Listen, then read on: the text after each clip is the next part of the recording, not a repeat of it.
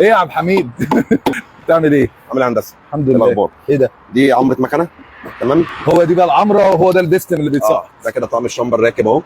ده كده لسه مسقطين البستم بنفس المنظر ده. دي اسمها زرجينه بساتم. انت بتقول لي انت بتعمل حاجه مش كتير بيراقوا ربنا فيها وبيعملوها. بص يا هندسه، احنا بنرجع المكن ده ستاندر تاني. ازاي بقى بمعنى بترجعوا يعني الصوت مثلا ده؟ المكنه دي كانت عايزه طقم بستم وكانت هتخرج 040. حلو. انا اصريت، انا مع العميل طبعا هو كان موافقني الراي.